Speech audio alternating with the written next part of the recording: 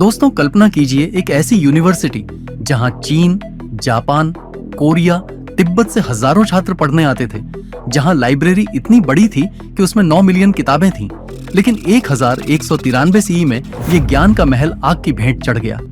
और वो आग सिर्फ एक दिन नहीं, 3 महीने तक जलती रही। क्यों थी किसी को इतनी नफरत इस ज्ञान के मंदिर से? क्या ये सिर्फ एक हमला था, या इसमें छुपा है राजनीति, धर्म और लालच का खेल? आज हम डूबेंगे नालंदा के उसी खोए हुए इतिहास में। 5वीं शताब्दी में बिहार की धरती पर खड़ी हुई नालंदा विश्वविद्यालय, जहां पढ़ाई का स्तर इतना ऊंचा था कि एडमिशन के लिए पैनल ऑन ऑफ 8 प्रोफेसर्स का इंटरव्यू पास करना पड़ता था। यहां के सब्जेक्ट्स देखकर आप हैरान रह जाएंगे। एस्ट्रोनॉमी, सूरज और चांद की गति को मेजर करने वाले यंत्र, मेडिकल साइंस, सर्जरी के लिए 700 से ज्यादा औजार, फिलॉसफी, बुद्धा से लेकर महावीरा तक की टीचिंग्स का अध्ययन। चाइना के प्रसिद्ध स्कॉलर ह्यूएन सांग ने यहां 17 साल बिताए और लिखा, नालंदा की लाइब्रेरी इतनी ऊंची थी कि उसे देखकर आसमान छूने का मन करता था। 1193 सी टर्किक इन्वेडर बख्तियार खिलजी ने बिहार पर हमला किया। कहा जाता है उसने नालंदा को लूटा, जलाया और हजारों मंक्स को मार डाला।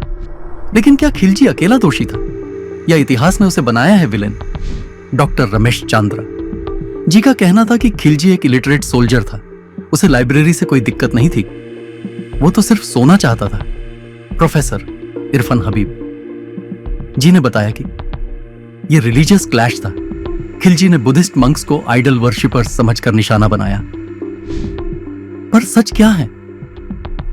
एएसआई की 2015 की एक्सकवेशन में मिले गोल्ड कॉइन्स और मेल्टेड कॉपर से पता चला लाइब्रेरी के नीचे था एक सीक्रेट वॉल्ट।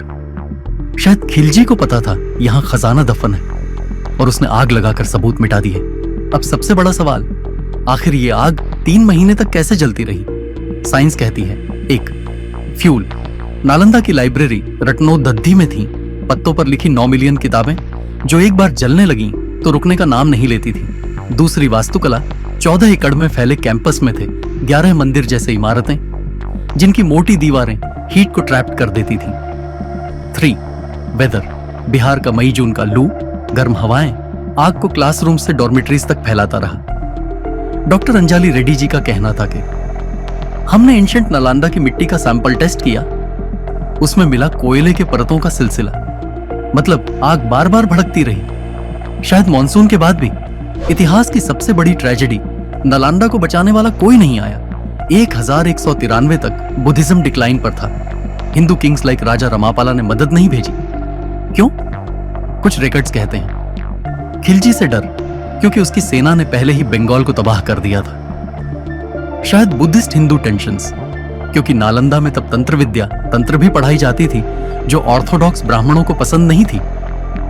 जब नालंदा जल रहा था तब पाटलिपुत्र के राजा ने कहा, यह उनकी कर्मभूमि है, हम क्यों लड़ें? ये आग सिर्फ इमारतों को नहीं, इंसानियत के आईक्यू को जला गई, जो ज्ञान हमसे छिना। आर्यभट्ट द्वितीय का वो रिसर्च जिसमें था ब्लैक होल्स का जिक्र, चरका संहिता के ओरिजिनल फॉर्मूलास जो कैंसर जैसी बीमारियों का इलाज कर सकते थे, बुद्धा के अंतिम 8 साल के प्रवचन जो आज सिर्फ तिब्बत की कुछ किताबों में बचे हैं। क्या आप जानते हैं, नालंदा के जलने के बाद भारत ने 800 साल तक कोई नई यूनिवर्सिटी नहीं बनाई।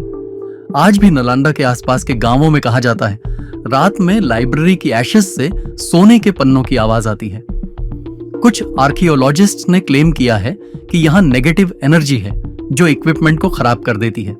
रामकिशन, बुजुर्ग ग्रामीण, हमारे बाप दादा कहते थे, ये आग कुदरती नहीं थी, ये तो ब्रह्मास्त्र था जो गलत हाथों में चला गया। 2014 में नालंदा फिर से जिंदा हुआ, लेकिन क्या ये उसी ज्ञान की ज्योति है?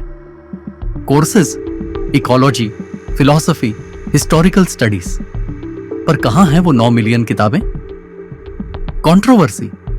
2015 में अमर्त्य सेन ने रिजाइन किया गवर्नमेंट इंटरफेरेंस के एलिगेशंस पर। Cut to student interview. Ankita, छात्रा, हमें गर्व है यहां पढ़ने का, पर जब हम एक्सकवेशंस देखते हैं तो लगता है हमारे पूर्वज कितने आगे थे। दोस्तों, नालंदा सिर्फ एक यूनिवर्सिटी नहीं, ये एक सबक है। जब भी हम किताबें जलाते हैं, आइडियाज को दबाते हैं, हम एक और नालंदा को मार देते हैं। आज हमारे पास है इंटरनेट, ये हमारी नई लाइब्रेरी है। इसे बचाना हमारी जिम्मेदारी है, क्योंकि ज्ञान ही वो अग्नि है जो कभी नहीं बुझती। अगर ये वीडियो आपको पसंद आया तो लाइक जरूर करें, कमेंट में बताएं। अगर नालंदा न जलता तो आज भारत कहां होता।